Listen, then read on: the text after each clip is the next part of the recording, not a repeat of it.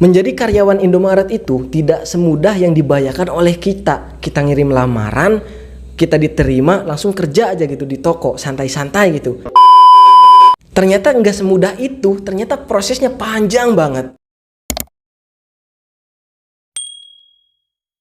Assalamualaikum warahmatullahi wabarakatuh. Kembali lagi bersama saya Durun Apis, tentunya di channel Durun Apis ini yang membahas tentang seputar pekerjaan.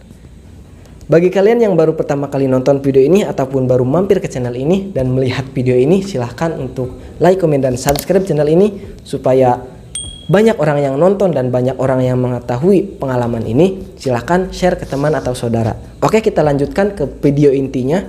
Bagaimana sih tes ataupun bisa masuk ke perusahaan Indomaret ini supaya kita bisa kerja di ruangan yang ber-AC mungkin itu adalah alasan semua orang.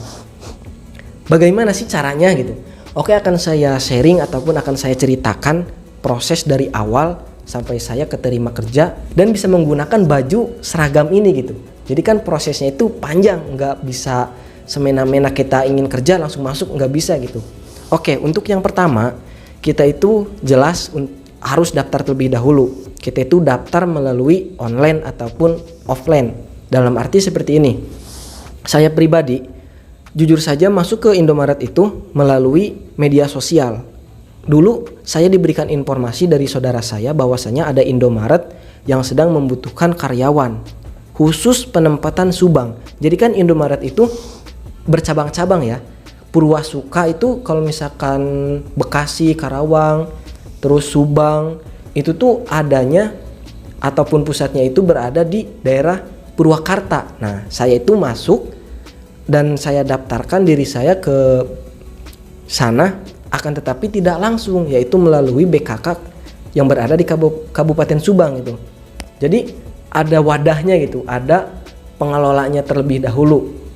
Memang ketika itu saya bayar 35.000, akan tetapi bukan untuk diterima kerja, akan tetapi untuk proses psikotes dan membayar fasilitas tempat yang ada di sekolah tersebut, BKK di sekolah tersebut. Kebetulan waktu itu BKK Kabupaten Subang yang diadakan di SMK PGRI Subang mengadakannya di situ. Ya udah, saya mengikuti alurnya aja. Ketika disuruh bayar, ya sudah saya bayar saja.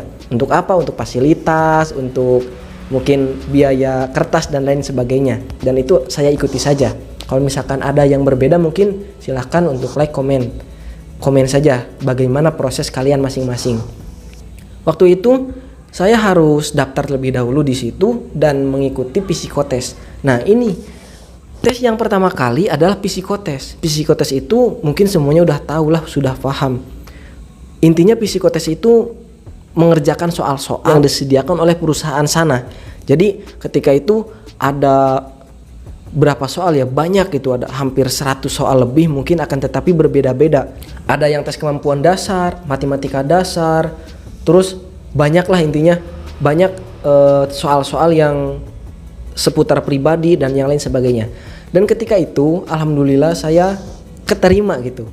Dan ini saya lampirkan videonya, saya perlihatkan videonya ketika saya interview ya dengan teman saya juga. Fadilah, Durun Apis, Faisal Farhat, Deva, Rangga, terus Fandi Ahmad Nurjaman. Dan setelah itu kita itu dinyatakan lolos untuk mengikuti tahap berikutnya. Jadi setelah itu nggak langsung bisa kerja, nggak bisa langsung kita diterima jadi karyawan.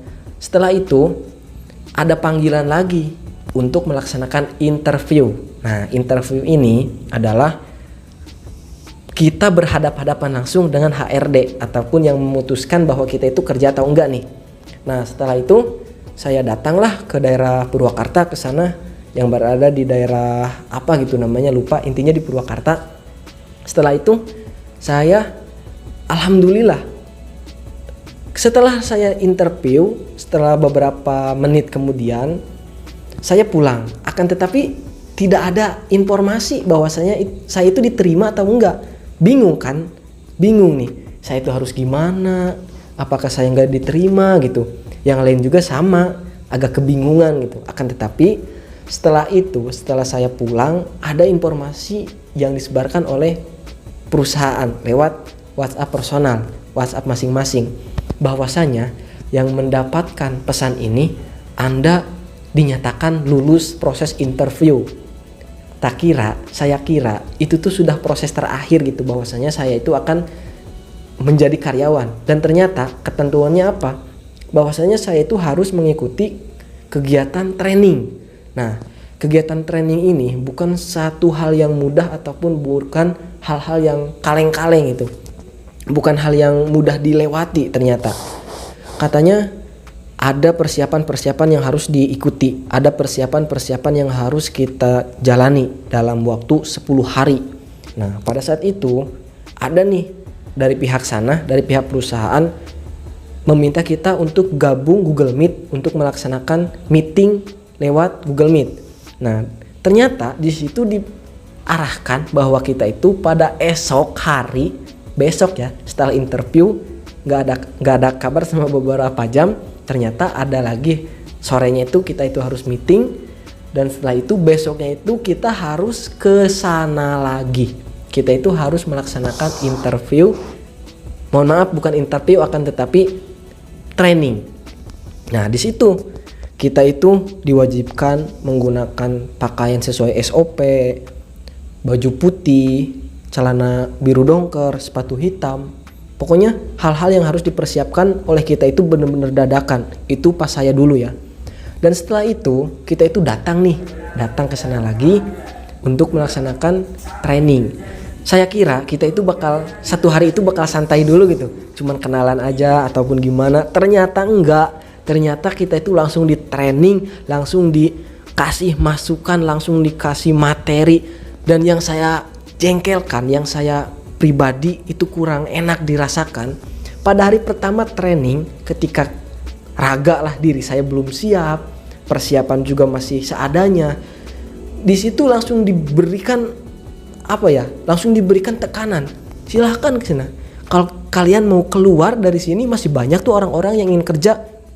Bingungnya saya minta ampun, diri saya nggak nyaman tuh, udah mulai gak nyaman. Akan tetapi itu mungkin hanya sekedar hanya sekedar tes mental, orang ini kuat enggak kira-kira.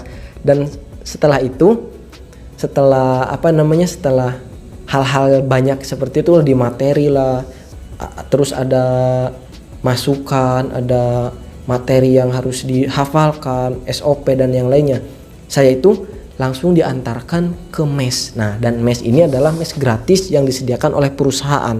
Akan tetapi yang namanya mes kan, yang namanya gratis kan, buat semua orang, di seluruh orang yang daftar lah mungkin di Indonesia ataupun di daerah tersebut, ada hampir 40 orang dalam satu mes.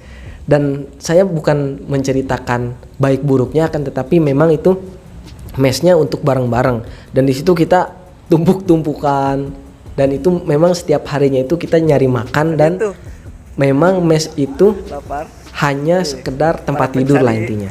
Setelah itu, setelah proses training dilaksanakan, jadi di dalam training itu bukan hanya sekedar diem gitu, hanya sekedar nontonin orang yang ngomong.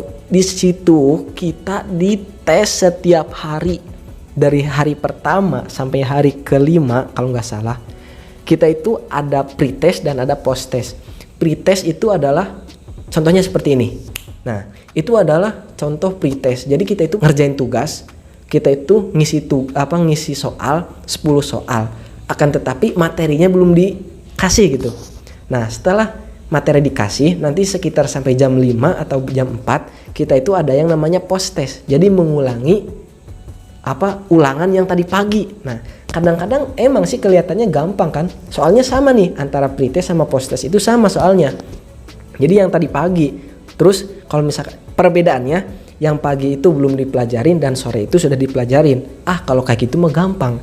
Emang kelihatannya gampang, tapi bagi saya, bagi orang yang otaknya ngelag kayak saya, itu tuh bukan hal yang gampang-gampang amat gitu. Kadang-kadang jujur aja, saya juga kadang-kadang nilai itu 4 itu.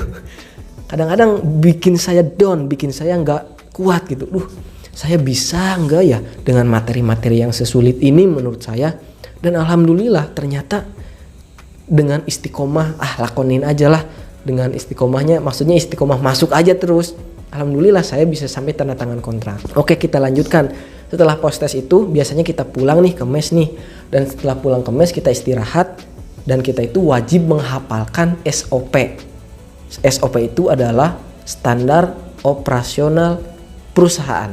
Jadi ada yang harus kita hafal, ada yang harus kita pelajarin materinya dan yang lain sebagainya. Selama 5 hari itu bener-bener ngebatin banget.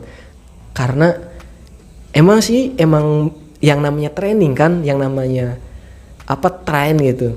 Lagi proses menjadi karyawan itu kita itu harus memiliki skill dan modal untuk bekerja yang sesuai proses, yang sesuai perusahaan mau gitu. Dan di situ ketika hari terakhir, kalau nggak salah itu hari ke-9 atau ke-10 gitu kan. Di situ dinyatakan bahwa kelas saya yaitu angkatan 23 Desember 2023 dinyatakan lulus semua. Dan di situ alhamdulillah saya kira tes itu sudah beres di situ. Ternyata ada kelayakan lagi. Katanya ada tes yang terakhir apa-apa gitu. Masya Allah. Tesnya itu benar-benar hari ke-6 ada tes lagi. Dan setelah lulus tadi, hari itu tuh kita tes ternyata. Dan setelah itu semua, alhamdulillah kita itu bisa melaksanakan tanda tangan kontrak. Kita itu dikumpulkan di suatu ruangan, bahwasanya akan ada masukan ataupun akan ada arahan bahwasanya proses tanda tangan kontrak itu seperti ini sesuai dengan kriteria yang diinginkan perusahaan. Dan pada saat itu ada 6 orang yang ternyata PKWT-nya ataupun tanda tangan kontraknya itu dipending.